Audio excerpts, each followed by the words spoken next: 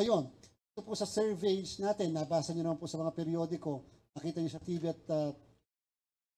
sa mga radyo na dinig niyo po, kahapon po nagkaroon kami ng napakaganda na diskusyon sa mga survey organization. Nandito po halos lahat ng mga kilalang pangalan sa survey. Name it, nandito po sila lahat.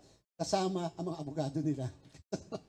Akala po namin, kasi nung una, willing at dapat plano nila mag-file ng case laban sa COMELEC. Pero nung pong ating in-explain, kaya po kami nandito, with the COMELEC is very much willing to make necessary adjustment, amendments sa ating pong guidelines. Sinabi namin, kasi sa pag-aaral natin, tunahan ko na po sila.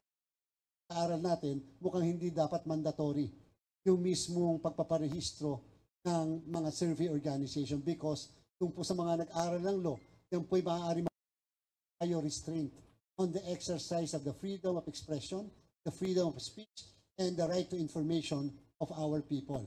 So, iiwasan po namin. Total naman, nag-commit lahat sila na kahit hindi mandatory, they will register. Kaya yung mga hindi magpapa-register, ang mga illegal yon. O kaya mga ayaw magpa-regulate sa COMELEC, yung mga hindi nagpapa-register. And they are also willing to submit to COMELEC yung mga nire-require namin. Huwag lang yung voluminous documents, like for example, pangalan ng mga respondents, hindi naman po talaga pwede namin ipa-require yun. Kasi wala na po magtitiwala na magpa-interview sa survey organization. So may mga bagay, but they committed to submit to us sino ang nagbayad, sino ang nagpa-commission, ano ang scientific method na ginamit, paano kinuha ang mga respondents, at in such other informations na kailangan po natin para naman walang makaligtas sa ating pong statement of contributions and expenditure. So, nagbigay po sila ng commitment kahapon, pumirma po sila sa pledge of commitment sa atin, and we are expecting na maipapatupad natin ng maayos yung regulation natin patungkol sa survey firms and organizations. So, this time,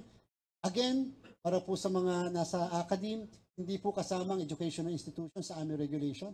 Ang religious, hindi po rin kasama. Ang civic society and cause-oriented groups ay hindi rin po natin isasama. Kasama ang miyembro ng media, hindi po kasama sa regulation. So whether nagpapakondak sila ng mga ordinaryong survey, that's part of News and Public Affairs program ng mismong mga media entities, and therefore, hindi po namin isasama. Dalawa lang po ang susi sa regulation. Number one, with payment, with fee. Number two, publication. Eh kung nagbayad, hindi naman ipapublish, bakit naman po namin pakikialaman? Kung sila-sila lang, wala naman nakakaalam nun. Pero nagbayad, pagkatapos pinablish, ibang usapan na yan. Because the purpose really is to influence the voters, which is allowed. Wala po tayong problema. Kaya lang, kinakaya i-reveal sa amin, sino nagkomisyon? Baka naman maya-maya po, kunya-kunyarian na lang, na may sumulpot na ganyan na survey, kabayad lang pala ng kandidato. Kahapon din lang po namin nalaman na meron palang mga ilang unscrupulous individuals na gumagamit ng pangalan ng mga survey firms. Halimbawa, yung isang sikat na survey organization, meron daw lumabas na survey doon sila sa Cebu, halimbawa, sa Davao, sa Cagayan de Oro, pero hindi kanila yon. Kaya lang, hindi nila na alam kung paano hahabulin o pananagutin yung mga taong yon. Sabi namin kami na. Kasi yun ang purpose natin ngayon ng ating pong regulation.